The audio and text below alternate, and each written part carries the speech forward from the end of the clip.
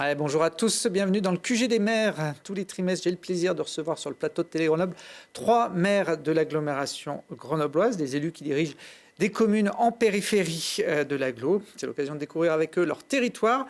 Aujourd'hui, on va s'intéresser au sud de l'agglomération avec Michel Gauthier. Bonjour. Bonjour. Vous êtes le maire de Miribel-Lanchâtre. À côté de vous, Simon Farlet. Bonjour. Bonjour. Bienvenue, vous êtes le maire, vous, du Gard. Et puis, dernier maire sur ce plateau, Guy Genet, bonjour. Bonjour. Maire de Vif. Alors, pour ceux qui ne situent pas forcément très bien vos 3 communes, il y en a peut-être parmi nos téléspectateurs, il y a une petite carte qui permet de vérifier que vous êtes effectivement tous les 3 au sud de l'agglomération. En bleu foncé, c'est la commune de Miribel. En bleu moins foncé, c'est celle du Gard. Et puis Vif pour cette petite animation. Voilà, parmi les 49 communes de l'agglomération. 3 communes limitrophes. On va commencer par un petit jeu pour voir si vous vous connaissez bien entre voisins. Michel Gauthier, combien d'habitants à Vif, à votre avis? Est-ce que vous avez révisé avant de venir? 8700. 8700? 8700, 42. Bon, bonne réponse. Et on les appelle comment, les habitants de Vif? Les Picabans. Ah, alors effectivement, il y a Vifo, Vifoise, mais Et Picaban aussi. Picaban. Sachant que Picaban, il y a plusieurs raisons. Mais bon, on ne va pas les énumérer là. Mais il y a plusieurs raisons ça a plusieurs significations, Picaban. Oui, parce que moi j'ai vu ce terme, je ne comprenais pas le lien avec Vif, mais bon. Les Picabans et les Picabanes pour les femmes? Non, c'est les Picabans. Bon. Alors, on a bon pour la commune, enfin pour Michel Gauthier. Simon Farlet, vous, combien d'habitants à Miribel-Lanchâtre? Miribel-Lanchâtre, ça doit tourner autour de 400 habitants, 450. 464 aux dernières censements. Bon, là aussi tout bon. Et on les appelle comment, les habitants de Miribel? Des amis. Des voisins. Des voisins ou des amis. Effectivement, je ne sais pas comment on appelle. Et Lanchatrou. Lanchatrou. Lanchatrou. Et Lanchatroun. Lanchatrou et Lanchatroun. Bon.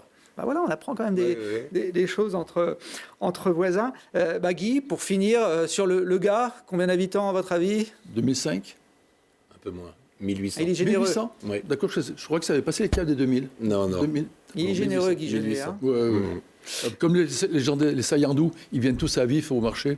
Donc, Et justement, on les appelle comment, les Saillandous. Saillandous. Ouais. En fait, on a 3 noms. On n'a pas de nom des habitants du Gard. On a les Saillandous pour les Saillants du Gard. On a les Palanchous pour Prélenfray. Et on a les Barthélémiou pour Saint-Barthélemy. D'accord, mais il n'y a pas un nom générique pour l'ensemble des habitants de la Non, je voulais proposer un nom d'ailleurs, mais ce sera pour un peu plus tard. Ouais. Bon, ce sera peut-être pour la prochaine émission. Alors justement, puisqu'on parle du Gard, c'est une commune un peu particulière qui s'étale comme ça sur plusieurs étages et sur plusieurs villages. Oui, alors le Gard, c'est à la particularité dans les 49 communes d'être la plus grande des 49 communes de la métropole avec 28 km². Et avec 1800 habitants dessus, 3 villages, donc ce qu'on a dit, Prélenfray, Saint-Barthélemy et les Saillants du Gard, et 7 hameaux, 7-8 hameaux, et on démarre à 400 mètres d'altitude pour finir à 1240 mètres d'altitude au col de l'Arzelier. Vous parliez de la densité de population, en tout cas de la taille de la commune. C'est 130 fois moins dense ou moins peuplé que Grenoble. C'est une commune rurale, on en voit quelques images là. Même s'il y a bientôt 2000 habitants, ça reste un village, le Gard? Ça reste des villages. Des villages, oui. Et c'est la partie urbanisée du Gard, c'est 5% du territoire. Donc on reste une commune montagnarde, forestière, énormément de forêts, 80% de forêts. Plus que urbanisée pour l'instant. Alors c'est un peu le même topo pour Miribel-Lanchâtre, Michel Gauthier? Miribel-Lanchâtre, on est une commune plus petite que le Gard. Hein. On a 1000 hectares, à peine 1000 hectares. Donc c'est assez petit. 450 habitants dessus. On a le village, les 2 hameaux. Voilà, c'est plus resserré. Qu'est-ce que je pourrais dire sur ma commune? Cette année, on fête les 200 ans de la commune. C'est une des particularités de notre commune. On fête après... on est né après les autres communes, quoi. Avant 1822, on était jumelée avec la commune de Château-Bernard. Qui se trouve un petit peu au-dessus, mais dans le Trièves. Voilà. Et nous, on a la particularité qui est d'être la commune la plus éloignée du centre de la métro. Ah ouais, on le voit là avec une vue sur tout le Trièves, tout le sud du département. On a fait longtemps partie du Trièves, jusqu'en 2012. Et là, on a fait le choix de venir sur l'agglo parce que c'est notre bassin de vie, quoi. Voilà. On a très peu de gens qui vont travailler sur le Trièves. Par contre, on a 90% de la population qui travaille sur l'agglo. Alors, est-ce qu'on peut considérer que vos deux communes font partie de la banlieue de Vif ? Le poumon vert de Vif. Voilà. Oui, Ouais. Bon, Les poumons verts de Vif et des Grenoblois aussi, de l'agglo. bon, c'est vrai que vous avez la chance d'être aux portes du massif du Vercors. Si je parlais de la banlieue de Vif, c'est que Vif, c'est la grosse commune du sud de l'agglomération, Guy Jeunet, en termes de population et d'habitants. Oui, 8000, donc 8700. Moi, personnellement, j'ai connu Vif avec moins de 3000 habitants. Ah oui. Donc, on peut s'imaginer qu'à partir des années 60, il y a eu une forte évolution on va dire, qui ne s'est jamais arrêtée. Et la ville de Vif, la commune de Vif, c'est la commune au niveau de toute la métropole qui a le plus de potentiel de terrain disponible pour des constructions. Donc, malgré qu'il y ait plein de contraintes, la graisse, des pots d'explosifs, des éboulements, mais ça reste quand même une commune où il y a un potentiel qui est très, très, très fort. Et donc, vous imaginez bien la pression des promoteurs, la pression de l'État surtout, pour pouvoir faire des constructions.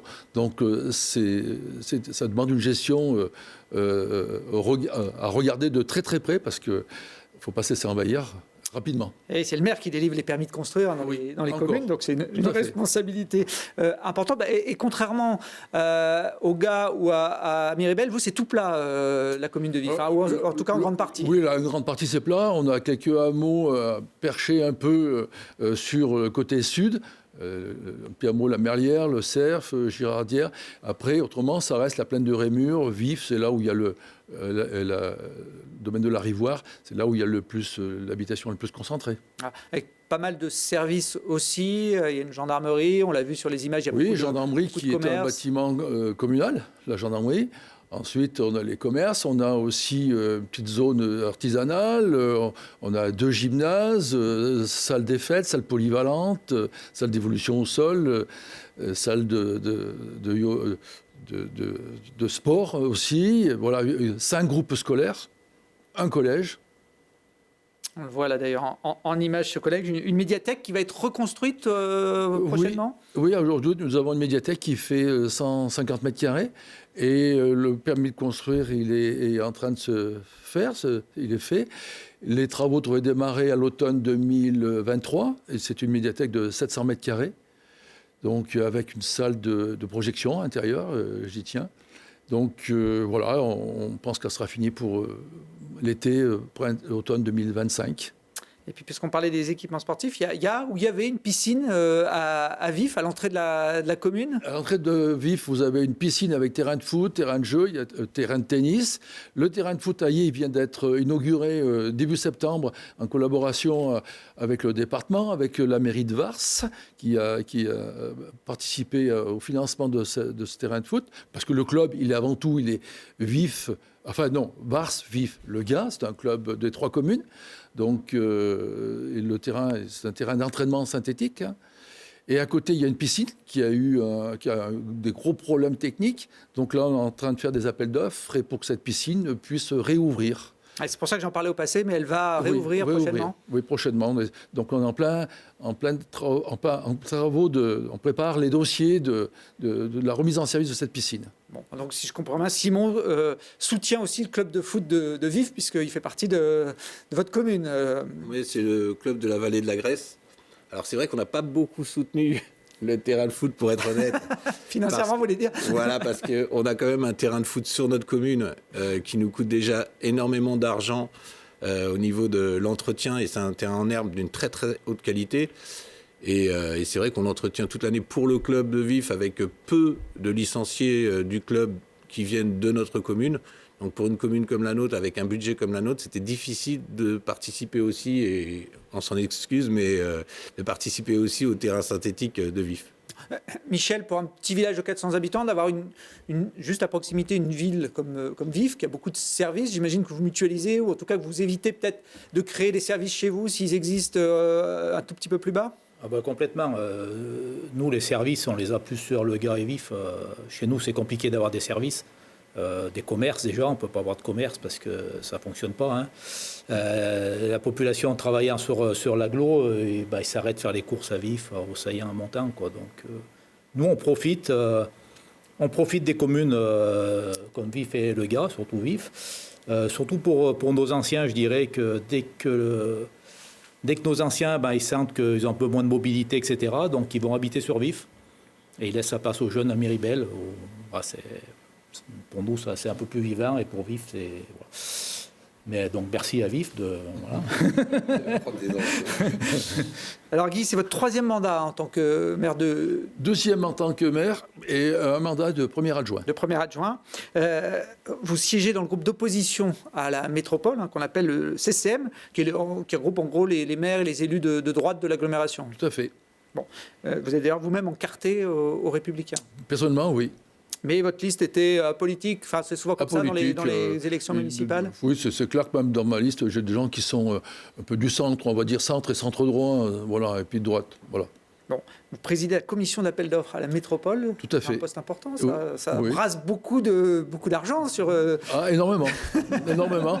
Et oui, c'est tous les mardis matins presque, ou un mardi sur 2, je préside cette CAO pour toute la métropole. Bon. Et j'ai beaucoup de plaisir à y faire en plus de ça. C'est parce que c'est très technique, c'est pas très politique, et ça me convient bien. Bon. Vous avez la particularité d'avoir été élu en 2020 avec 3 voix, je crois que c'était 3 voix d'écart. Il n'y a pas beaucoup de maires qui sont passés comme ça. Ric-rac. Michel Gauthier, vous, ça avait été plus tranquille votre élection en 2020 hein? Ça a été beaucoup plus tranquille, oui. Il n'y avait qu'une liste. Il n'y avait qu'une liste. C'est pratique comme ça. Ouais, voilà, c'était plus simple. Ouais. Mais bon, c'est dur aujourd'hui dans nos communes de trouver 11 élus, quoi. C'est très compliqué. Il n'y a pas forcément des vocations pour prendre un poste de maire de petite commune. Ça demande beaucoup d'investissement, j'imagine. Ça demande un autre investissement qu'un maire d'une grande commune. C'est pas politique, c'est plus technique, c'est plus administratif. On est au service des habitants 24 heures sur 24, pareil. Mais c'est un autre mandat, quoi. Ça n'a rien à voir avec un mandat métropolitain. Bon, vous êtes maire depuis 2015 à Miribel-Lanchâtre. Vous siégez dans le groupe des petites communes. Il y a un groupe qui regroupe beaucoup de petites communes de la métropole. Notre métropole commune, un groupe NMC, qui regroupe principalement les petites communes. La politique. Voilà. Alors Simon fait partie, le gars en tout cas fait partie de ce groupe également. Vous êtes le moins expérimenté des 3, j'ai envie de dire, puisque c'est votre premier mandat en tant que maire. C'est ça.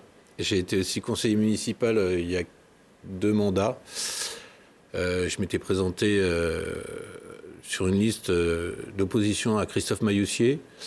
Mais on avait fait de l'opposition constructive, donc j'avais beaucoup participé. Il m'avait nommé vice-président à la commission urbanisme et travaux, donc j'ai beaucoup appris.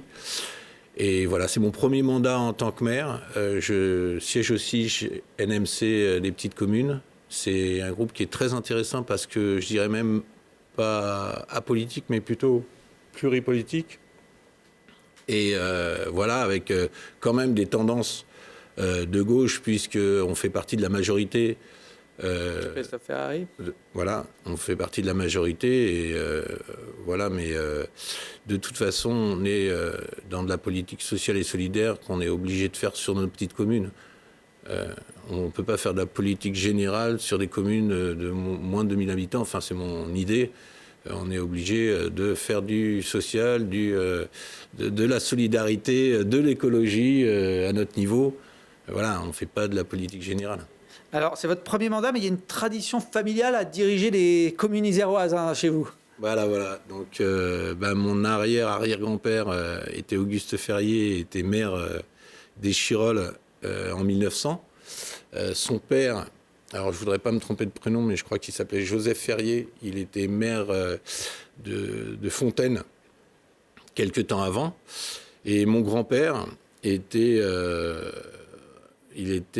sénateur, conseiller de la République à l'époque de la sortie de guerre, Et c'est lui qui est parti dans la région parisienne pour ce fait, puisqu'on est normalement originaire du Gard pour une grande partie de la famille et donc du Grésivaudan aussi pour les fériés. Et il est parti faire son mandat de conseiller de la République sur la région parisienne. Et il a été aussi premier adjoint de la ville de Courbevoie. Bon, donc le milieu de la politique, en tout cas, ne vous est pas complètement étranger, même si vous démarrez là, depuis 2 ans dans les responsabilités de maire. Pour aller, on l'a vu sur la carte, hein, vos 3 communes sont un petit peu excentrées par rapport au cœur de l'agglomération. Il faut combien de temps pour aller dans le centre-ville de Grenoble quand on habite le Gard, Simon? Alors par quel moyen? En voiture, on va dire, j'imagine. Je ne sais pas quel est le moyen le plus rapide. En voiture, il faut bien compter 30 minutes sans compter le temps de se garer, je pense. Ça dépend aussi de quel endroit du Gard on part. Et surtout à quelle heure? Voilà, à quelle heure. Mais voilà, si on part d'un bout ou l'autre du Gard, ça rajoute 12 km de montagne, de route de montagne. Donc il faut bien que les gens qui viennent habiter au Gard sachent qu'il y a quand même un peu de route de montagne et qu'il ne faudra pas aller trop vite. Je me permets de laisser un petit message ici sur les routes, de respecter un peu les limites de vitesse. Et c'est vrai qu'on va mettre peut-être 1 heure ou 3/4 d'heure pour aller dans le centre de Grenoble. J'imagine que c'est la même contrainte pour Miribel, peut-être encore un petit peu plus loin du centre de l'agglo? Il faut presque 1 heure si on part pour arriver à une réunion, il faut partir 1 heure avant, quoi. Voilà. 3/4 d'heure, après il vaut le temps de se garer. Voilà, il faut 1 heure, quoi. Bon, je dis en voiture également, parce qu'il y a des transports en commun quand même qui desservent vos communes? On a les transports en commun, on a un petit car, le Flexo, qui nous amène au Gard, et après le Gard, on prend un autre car qui nous amène à Grenoble, et après il faut prendre le tram pour aller où on veut aller, quoi. Donc Flexo, il n'y en a pas tout le temps, hein, il y en a 4 par jour, donc il faut partir aux bonnes heures. Il faut partir aux bonnes heures, et puis bon, il y a le temps d'attente, etc. Donc c'est assez long, quoi. C'est très bien pour les ados qui vont au collège. Oui. C'est calé sur les horaires scolaires. Sur les horaires scolaires. Donc pour eux, c'est très bien. Ils peuvent prendre le car à Miribel. Ça arrive tout de suite au car au Saillant et ensuite suite au collège. Donc là, ça va très bien. Mixer les moyens de déplacement, quand on habite comme ça en périphérie d'une agglomération, on est un peu obligé. Il n'y a pas de tram qui dessert directement vos communes, Simon? Voilà, de toute façon, je pense que de plus en plus, on va aller vers ce qu'on appelle la multimodalité. C'est-à-dire une partie avec un moyen de transport et puis combiné à un autre, en sachant qu'en ce moment, on essaie vraiment de développer le vélo et le vélo électrique, parce qu'on s'est quand même aperçu que dans le centre de Grenoble, il n'y avait rien de plus rapide que le vélo, dès qu'on se rapproche du centre de Grenoble. Donc faire le Gard, Grenoble, centre à vélo, c'est compliqué, mais faire une partie en transport en commun ou en voiture, et ensuite prendre son vélo pour la dernière partie sur des parkings relais, je pense que ça c'est l'avenir des déplacements, et surtout avec la ZFE qui va se mettre en place, mais peut-être on en reparlera. Voilà, la multimodalité. On met le vélo dans le coffre et... c'est ce que je fais moi-même. Vous le sortez pour les derniers kilomètres? C'est ce que je fais moi-même. 17 km quand même de vélo. Oui. Mais, électrique ou pas? Non. Ah. Non, c'est le seul moment où je peux encore faire du sport. C'est le seul moment qui me reste pour faire du sport, c'est le matin quand je vais travailler. Je travaille à Saint-Égrève et c'est vrai que je pose ma voiture à Pont-de-Claix ou à Vars, au parking relais, et après je prends mon vélo. Et après c'est sécurisé. Parce que chez nous, c'est les voies cyclables, et on pourra en parler avec Vif, c'est pas du tout sécurisé pour l'instant. On va aller vers la sécurisation, j'espère. Mais si on fait de la multimodalité en prenant les voies sécurisées, on arrive à faire un mixte qui est très intéressant et safe un peu pour le transport. Et c'est ce que je fais moi-même. Donc, je vous dis 34 km par jour aller-retour de vélo. Ça fait un peu de sport. Ouais, x5, et de Saint-Égrève, je mets 1 heure, sans me vanter parce que je ne roule pas vite. Mais je mets 1 heure tout compris. En mettant mon vélo dans la voiture à Pont-de-Claix, 35 minutes de vélo, et puis après le petit changement, et puis 20 minutes de voiture, et je suis chez moi. Simon évoque la sécurisation des pistes cyclables. C'est vrai que quand on vit dans le centre-ville, en tout cas dans la proche périphérie, Guy Genet, on a l'habitude aujourd'hui maintenant d'avoir des pistes cyclables sécurisées, les fameux chronovélos où les voitures ne peuvent pas venir perturber le flux de cyclistes. Sur une commune comme vous, c'est pas encore le genre d'équipement que vous avez en place? On est encore loin là, parce que c'est sur des sujets métropolitains. Mais j'ai un élu j'ai nommé une personne pour s'occuper essentiellement de ces déplacements. Donc on a fait venir les vice-présidents de la métro pour pouvoir constater toutes ces choses-là. Donc je pense qu'il faut qu'il y ait une liaison entre le gars vif qui va sur Vars, parce qu'on a, comme tout à l'heure je disais, il y a des collèges, il y a tout, donc les jeunes là, ils se déplacent beaucoup donc en vélo. Et les routes ne sont pas sécurisées. Il y a de la place, mais ça demande beaucoup d'investissement. Je reviens par rapport à ce qu'il dit tout à l'heure. Si vous avez une réunion comme moi, par exemple, le mardi matin à la métro à 8h30 pour mes CAO, ben je pars chez moi à 7h moins quart. Parce que le temps de se garer, et j'évite, si vous partez après 7h, 7h10, c'est mort. Vous ne bougez plus, c'est bloqué sous le tunnel, au niveau du rondeau. Et le soir, si vous rentrez après 5 heures sur Vif, ben vous avez un bouchon dans le tunnel. Ça fait des années que j'ai écrit à la métro, au préfet, à la REA, pour pouvoir avoir d'autres solutions. On a fait des propositions. Bon, à Sortie, il n'y a pas d'écoute. Tout le monde refuse toutes ces choses-là. On aurait pu faire une sortie d'autoroute. Il y en a une mais elle est sur Vars. Après, juste après une le autre tunnel, sur Vif, côté de la zone d'activité. Voilà. Donc, comme il y a très peu d'activité sur Vif, donc, et la population, plus de 8000, eh bien, ils se déplacent sur Pont-Clé, Chirol, Grenoble, voire plus, Saint-Égrève. Donc, on est confronté vraiment à ces bouchons du matin et du soir.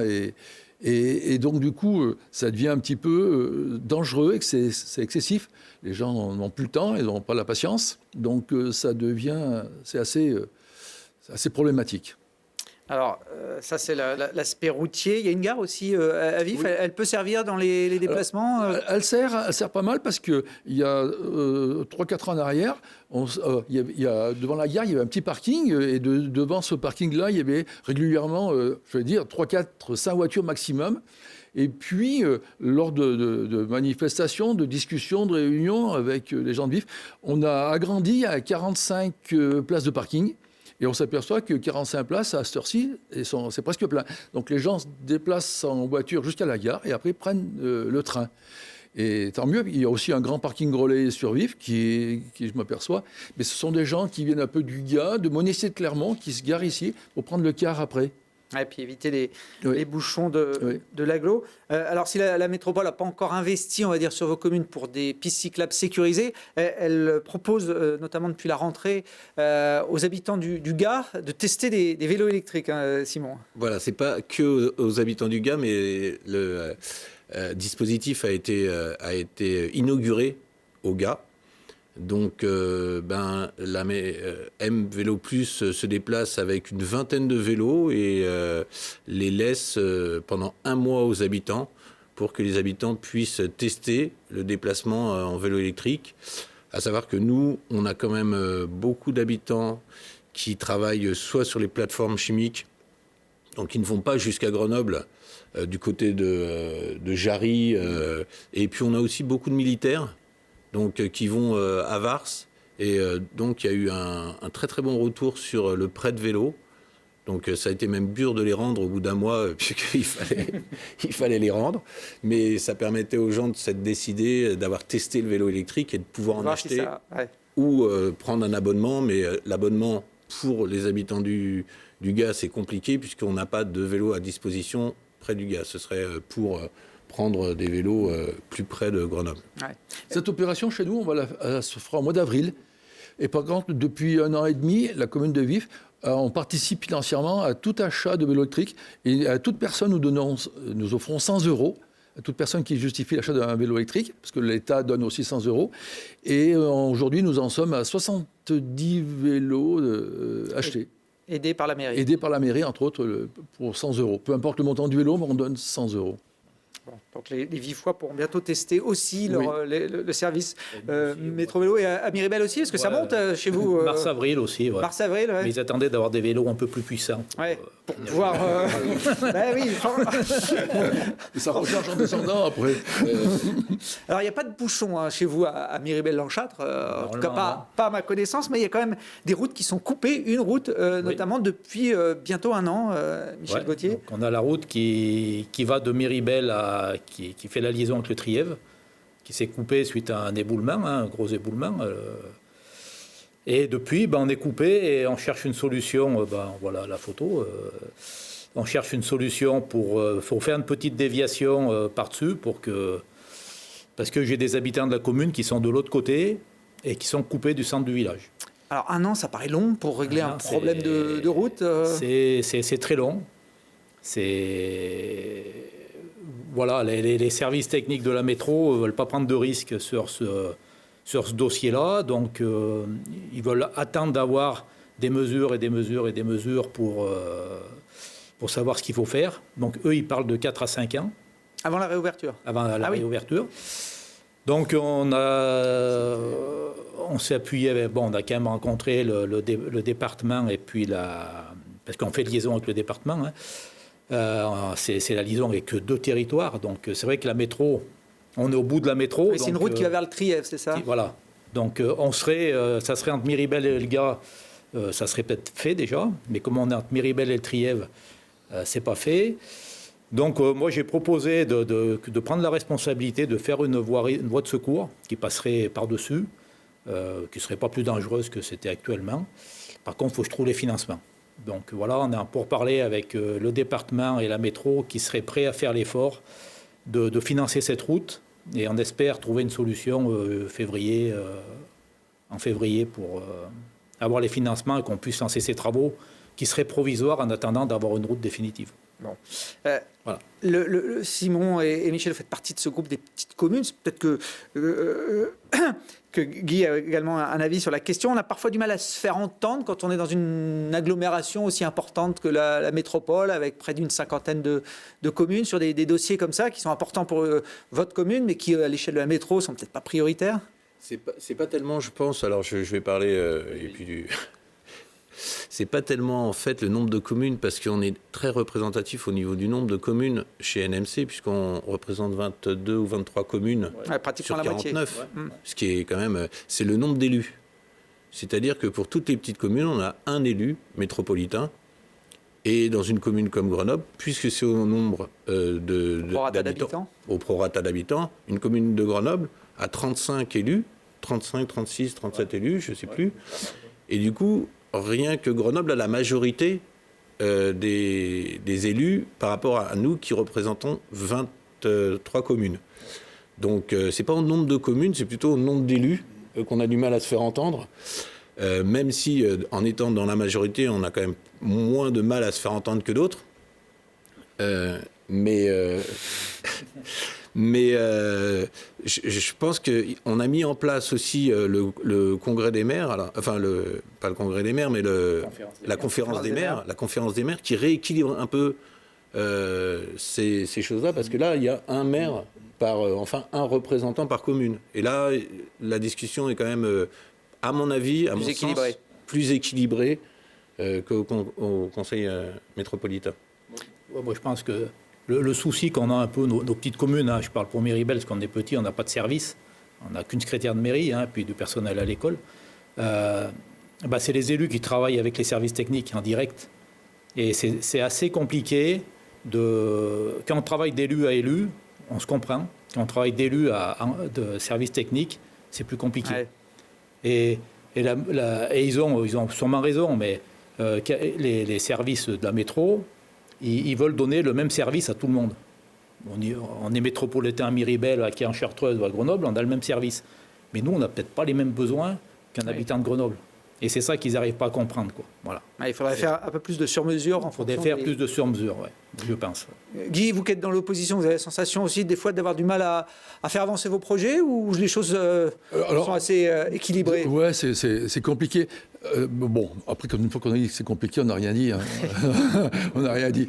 Non, quand comme une ville comme Vif, où on a accès, enfin, on doit avoir toutes sortes de services, services des eaux, services des routes. Et c'est vraiment quelque chose qui est fort, je trouve, la métro, c'est que entre eux, ils ne communiquent pas entre services. Parce que quand on va frapper à une porte de, je sais pas, je veux dire, dans un service, pour un problème bien particulier, et ça arrive souvent. Attention, là, il faut consulter le service un tel parce que ça, il y a la problématique qu'elle va engendrer et c'est pas toujours le cas. Ça devient vraiment une très grosse boutique, hein, et là, il y a quand même du mal. Par contre, moi, je travaille plus avec les techniciens qu'avec les élus. Bon, et ça passe. Moi, je veux dire, quand je vais au conseil métropolitain, je fais plus mon marché dans les couloirs avec les techniciens qu'avec les élus. Alors, vous parlez des décisions que la métropole peut imposer à l'ensemble des communes pour que tout le monde soit traité à la même enseigne. Depuis quelques semaines, il y a une concertation qui est lancée sur la ZFE. Vous l'évoquiez, Simon Farlet, la zone à faible émission qui va consister à interdire les véhicules les plus polluants dans un certain nombre de communes de l'agglomération. 13 communes pour l'instant sont listées. Alors, vos 3 communes n'en font pas partie, mais c'est forcément quelque chose qui va impacter parce que les gens de Vif qui voudront venir avec des véhicules polluants dès le mois de juillet 2023 à Grenoble ou dans les communes autour de Grenoble n'auront plus le droit de prendre leur voiture, Guy. Bon, le problème pour Vif, moi j'ai refusé de signer la ZFE pour la bonne raison, c'est que pour moi on met la charrue devant les bœufs parce qu'on n'a pas le car le matin pour aller pour se déplacer. Le premier car il passe à 6h10 sur Vif. Donc les gens, moi j'ai vu pas mal de personnes, ils ont des voitures qui sont propres, qui sont en bon état et qui n'ont pas les moyens de changer. Donc, mettons en place des moyens de transport d'abord pour ces gens-là. Et là, ils pourront prendre les cars, le train et ainsi de suite. Et donc là, d'entrée, on leur bloque l'entrée sur Grenoble alors qu'on n'a rien mis en place, pas suffisamment pour nos communes, tout au moins pour Vif. Hein. Moi, les moyens n'ont pas été mis en place avant de bloquer ça. Ça vous inquiète, Simon, cette ZFE pour vos habitants? Ça m'inquiète, oui et non. C'est-à-dire que je comprends le principe. Le problème, comme dit Guy, c'est que on va trop vite peut-être par rapport à la capacité de nos habitants à s'équiper de moyens différents. Mais nous, dans nos villages, les gens vont d'un point à un autre avec leur voiture, puisqu'il n'y a pas de moyen de transport autre que la ligne 25 ou la ligne 26 qui ne va qu'à Grenoble en passant par Vif. Mais dès qu'on veut aller d'un point à un autre de ma commune, ou même à Méribel, ou alors d'autres communes limitrophes, ça monte et ça descend. On ne peut pas y aller à vélo. On peut pas prendre même un vélo électrique si on va à Saint-Martin-de-la-Cluse à 6h du matin pour travailler, comme mon épouse. Eh bien, on ne peut pas y aller autrement qu'avec sa propre voiture. Alors ça voudrait dire que tout le monde doit avoir une voiture parce qu'elle va aussi de temps en temps sur Grenoble. Et là, c'est pas Grenoble dont on parle, c'est Vars. C'est-à-dire que la ZFE, elle commence à Vars, juste après Vif. C'est pas, on dit pas, c'est l'hypercentre de Grenoble dans lequel il y a 13 communes. Voilà, c'est pas l'hypercentre de Grenoble dont on parle. Moi, je suis tout à fait d'accord de ne pas aller en hypercentre. On se garde sur un parking relais, on prend le tram, le bus. Ça, je comprends très bien. Mais pour les gens qui vont faire leurs courses, même à Comboire ou n'importe où, c'est juste, pour l'instant, à mon avis, trop tôt. Ça doit se démarrer normalement en juillet 2023. Ça a d'ailleurs été repoussé. Ça aurait dû être au mois de janvier pour les voitures les plus polluantes. Alors, critère 5, ça, c'est pas énormément de voitures, mais ça va ensuite normalement s'enchaîner sur un calendrier assez contraint. Donc, ce sera sûrement un sujet qui va revenir dans les discussions dans les mois qui viennent. Michel Gauthier, vous évoquiez le peu de services ou pas de services dans une commune comme Méribel-Lanchâtre. Alors, il y a quand même une école. Vous avez réussi à maintenir sur la commune une structure scolaire. Hein. Alors, on a une école à Méribel. Cette école, on la doit avoir gardé une école à Maurice Puissat. qui était un de mes prédécesseurs, qui a été maire pendant 36 ans et qui a été premier vice-président du conseil général aussi, par un moment. Parce que dans les années 60, en 68, moi j'étais à l'école à Miribel, on était 4. On était 4 à l'école. Bon, il y avait les 2 fils du maire, et le fils et la sœur du premier adjoint, le fils et la fille du premier adjoint. Aujourd'hui, ça n'existe plus. 4, on ferme. Hein. Et l'école, justement, devait fermer. Mais Maurice Puissat avait eu la géniale idée à l'époque de faire monter des gamins de la cité Mistral. Il s'était arrangé avec Hubert Dubdou pour faire monter des gamins de la cité Mistral. Et pendant jusqu'en 81, il y a une vingtaine de gamins de la cité Paul Mistral qui sont montés à Miribel-Lanchâtre et à Pré-Lanfray aussi, parce que Pré-Lanfray en avait profité. Ce qui nous a permis de garder l'école et ce qui nous a permis d'avoir une école aujourd'hui. Et dans les années en 96, il n'y avait plus que 12 gamins à Miribel. Et à ce moment-là, on s'était rangé avec l'ancien maire du Gard, je ne me rappelle plus qui c'était à cette époque-là, qui nous avait envoyé des gamins du Gard pour tenir l'école à Miribel, le temps qu'on fasse des constructions pour retenir une école. Et aujourd'hui, on a une belle école qu'on a réalisée en 2005, et on a encore 43 gamins cette année à Miribel. Mais ça reste dur, j'imagine, c'est un travail de tous les jours. Ouais. Ouais. Et le gros problème qu'on a aujourd'hui, c'est que contrairement à Vif, nous, notre PLU, il est coincé, parce qu'on a trop de risques sur la commune. Donc vous ne pouvez pas agrandir, on peut pas agrandir. Donc on a, peut-être que dans quelques années, si une parcelle se libère, on va avoir encore 10 maisons, mais ça sera tout. Et le gros problème qu'on a aussi aujourd'hui, parce qu'il y a toujours un renouvellement des maisons qui se vendent, qui nous permet d'avoir des jeunes et des enfants. Et depuis le Covid, ces maisons se vendent très cher, et c'est des gens qui sont déjà installés, qui achètent les maisons et qui n'ont pas d'enfants. Ou alors des enfants qui sont déjà âgés. Ou des enfants qui sont âgés, et du coup, là on était 86 enfants en 2017, et aujourd'hui on est 43. Donc voilà, on baisse. Mais voilà, c'est avoir une école l'école dans un village, c'est la vie du village, quoi.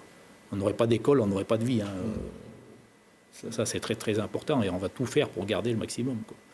Il y en a plusieurs d'ailleurs des écoles sur le Gard, puisqu'il y en a une à Pré-Lanfray, qui est le village le plus haut de la commune, à pratiquement 1000 mètres d'altitude.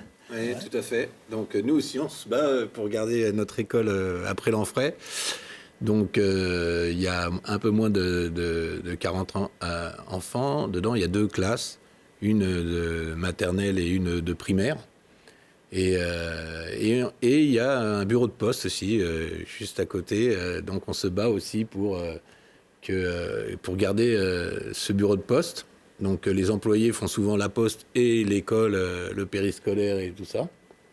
Mais en tout cas, ça permet d'avoir des services dans un village qui, sinon, en fait, ce serait obligé de descendre tous les jours au Saillant. Et il y a quand même 8 km et 600 ou 500 mètres de dénivelé. C'est une route de montagne. Voilà. Ouais, D'ailleurs, on voyait les images de Pré-Lanfray, qui est effectivement idéalement situé pour ceux qui aiment la nature, au pied des massifs, au pied des falaises du Vercors, et juste en dessous du col de l'Arzelier. Alors, le col de l'Arzelier est limitrophe avec la commune du Gard. Voilà, c'est ça. En fait, le col de l'Arzelier est entre 2 communes, Château-Bernard et Le Gard. À savoir qu'on est limitrophe aussi de Villard-de-Lans, mais on a moins d'échanges avec eux. Ouais. Tony Parker n'a pas voulu participer. Voilà, c'est ça. Il y en a moins. Mais là, on avait une station entre les 2 communes. Station où j'ai moi-même appris à faire du ski. Donc, qui nous tenait à cœur, à tous les habitants de Vif, de Miribel, et qui... est géré par Château-Bernard depuis des années. La régie était sur Château-Bernard parce que la majeure partie du col de l'Arzelier appartient à la commune de Château-Bernard.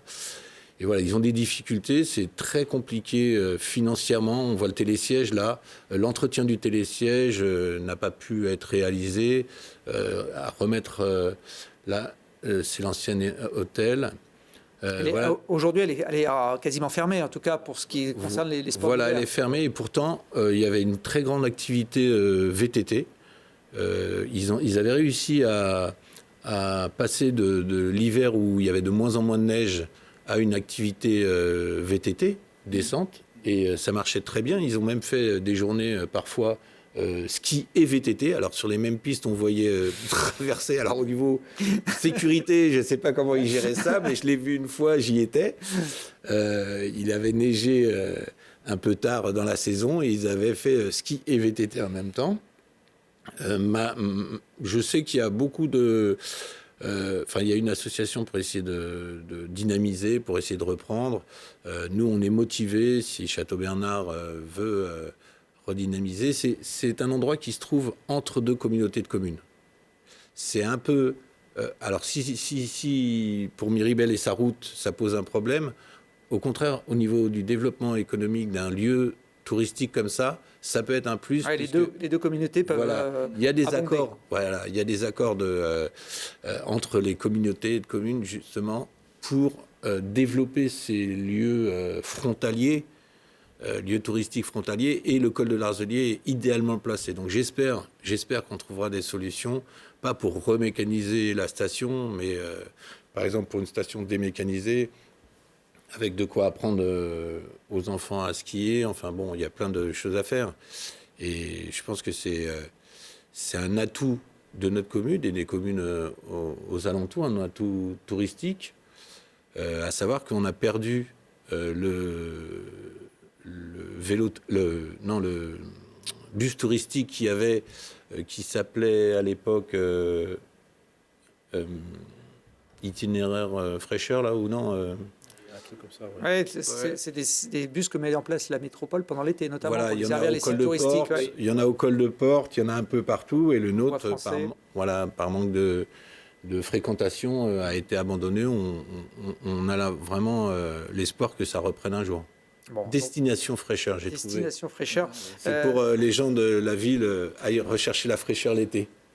Bon, d'ailleurs, il y a, au-delà du col de l'Arzelier, qui est aujourd'hui un peu en transition, il y a quelques petits atouts touristiques sur votre territoire. Alors, on reste sur la commune du Gard avec la Fontaine Ardente, qui fait partie des 7 merveilles du Dauphiné, Simon. Oui, alors la Fontaine Ardente est, on peut dire, presque commune avec Miribel-Lanchâtre. Ouais. Elle a souvent été nommée sur Miribel-Lanchâtre quand elle fait partie du Gard. Elle est à la limite des deux communes. Ouais, pas loin, ouais. Voilà, c'est un bien commun, on va dire. Un bien commun.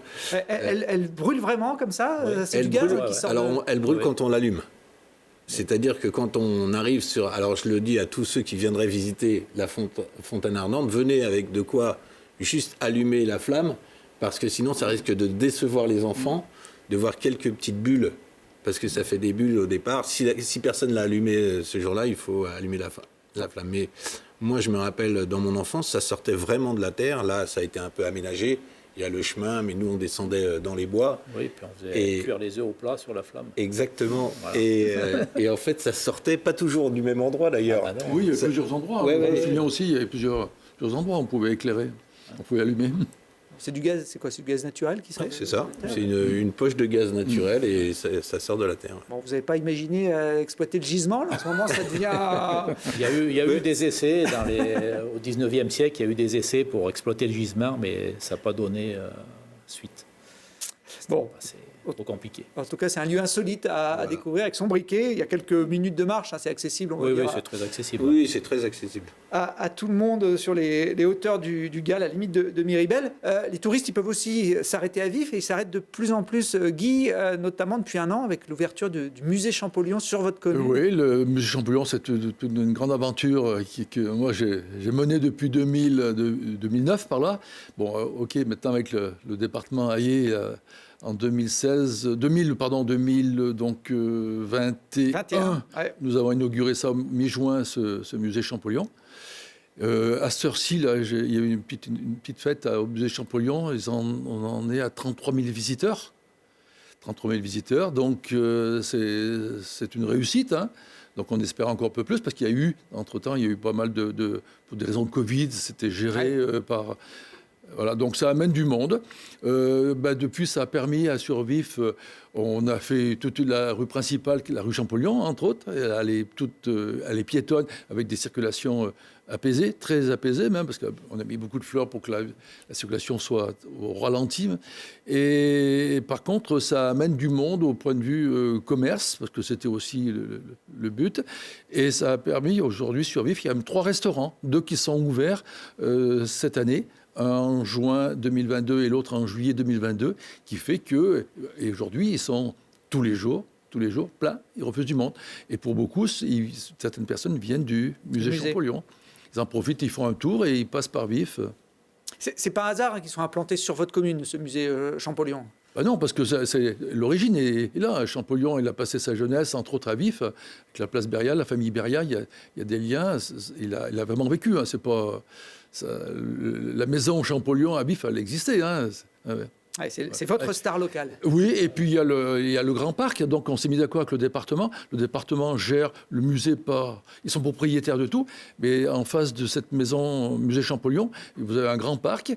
Et la gestion du parc, elle est donnée à la commune de Vif. Donc nous, on gère ce parc avec, entre autres, la MFR qui fait l'entretien. Et ça leur sert aussi de terrain d'école. Pour pouvoir, la taille des arbres, tendre l'herbe et tout. Donc, c'est un lieu d'apprentissage aussi. Bon, on va visiter, c'est un très très beau musée. Ouais. Oui, c'est un très beau musée. Ouais. Ah, et puis c'est l'année, on parle beaucoup de Champollion oui. En ce moment, puisque c'est une année anniversaire du déchiffrage de ces fameux hiéroglyphes. Alors à Miribel, on a aussi une star locale, alors peut-être moins connue que les frères Champollion, je ne sais pas, mais elle est plus d'actualité, oui. Puisque c'est une sportive. Oui, alors oui, je voulais faire ce clin d'œil à Maëlle Philopon, qui est... 3/4 centre de l'équipe de France de rugby qui joue la Coupe du Monde en Nouvelle-Zélande. C'est elle qu'on voit là sur cette photo. Qui a perdu malheureusement d'1 point contre les Néo-Zélandaises samedi matin. Là. C'est vraiment dommage, mais voilà, toute l'équipe de France de rugby, donc dedans il y a les Amazones aussi de Grenoble, Emeline Gros, Alexandra Chambon et Manaé Folleux qui font partie de cette équipe et qui portent très très haut les couleurs de Grenoble. Couleurs des Amazones, les couleurs de la France aussi. Et puis, Maëlle, elle porte très fièrement les couleurs de Miribel-Lanchâtre, parce que dans chacun de ses interviews, on parle de Miribel grâce à elle. Donc, je voulais leur faire un petit clin d'œil pour les féliciter et puis les encourager pour le match contre la 3e place samedi prochain. Bon, elle ne vit plus dans la commune, puisque maintenant elle joue à Toulouse. Elle joue à Toulouse. Elle est joueuse professionnelle. Mais elle revient régulièrement. Voilà. Elle a fait partie de ces jeunes qui étaient à l'école de Elle a fait toute sa scolarité à Miribel et elle veut y revenir après ses études, après sa carrière rugbyistique. Donc elle veut revenir habiter là. Quoi. C'est pas mal sur 400 habitants d'avoir un joueur de l'équipe ou une joueuse de l'équipe de France. Et l'autre jour on a fait une manifestation pour les encourager. On était 120 sur 400 habitants. Ah ouais. Quoi, donc c'est bon ratio. Voilà. Mais à ce sujet-là, je voulais faire un petit coup de gueule aussi. Parce que pendant qu'on y est, je profite de la télé. C'est contre les médias qui ne parlent pas assez de tous les sports féminins en général. Parce que là, on voit l'équipe de France de rugby masculine où il y a 4 pages sur le Dauphiné. Et l'équipe de France féminine, il y a un petit encart, il faut la loupe pour trouver le truc, quoi. Donc voilà, je fais un petit coup de gueule là-dessus. Non, mais vous faites bien, faites bien. Bon, nous, on a parlé que de sport féminin dans cette émission, même si ce n'était pas l'objet principal. Dernier petit tour de table, on a fait la star locale Champollion à Vif, la star locale Maëlle Philopon à Miribel-Lanchâtre. Au gars, c'est celle-là, la star locale. Simon, regardez. Oui, c'est ma cousine. Ma cousine Julie Ferrier. Alors elle aussi, elle parle du gars à peu près dans toutes les interviews. Comédienne, humoriste. Comédienne, humoriste, ouais. Et qui est très très attachée aux saillants du gars. D'ailleurs, elle dit pas les saillants du gars, elle dit les saillants du gars. Avec l'accent. Toujours avec l'accent. Elle dit je suis du saillant. Et voilà, c'est quelqu'un qui compte déjà énormément pour moi.